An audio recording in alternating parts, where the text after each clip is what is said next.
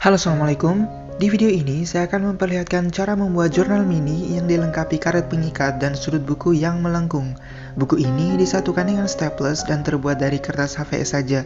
Ukurannya yang kecil cocok untuk dibawa kemanapun. Pertama, siapkan 6 lembar kertas HVS A4. Ambil salah satu kertasnya lalu lipat.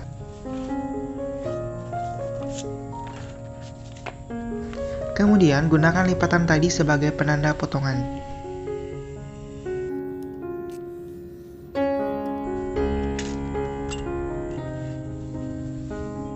Lakukan sekali lagi hingga kita mendapatkan 24 lembar seperti ini.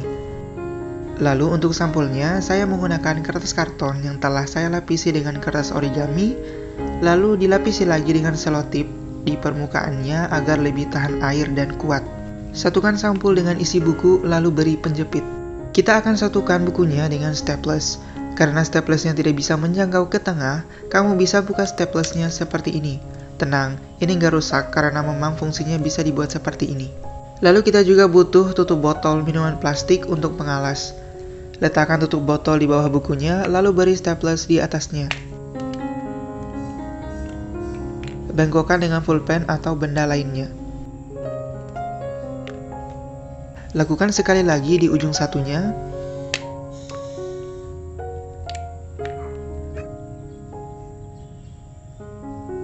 Sekarang lipat bukunya seperti ini.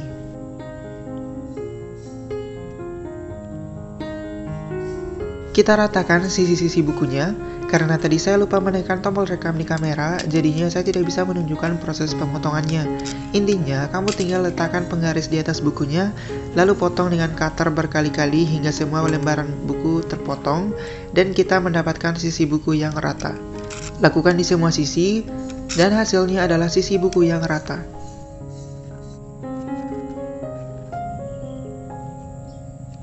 Sekarang tandai area untuk memasang karet di bagian belakang buku. Buat lubang dengan menggunakan cutter.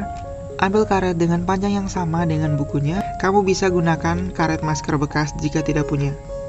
Kemudian masukkan karet dari luar ke dalam. Rekatkan dengan lem lilin yang dibakar seperti ini. Ingat, lipat karetnya ke bawah, jangan ke atas. Lakukan hal yang sama di lubang satunya.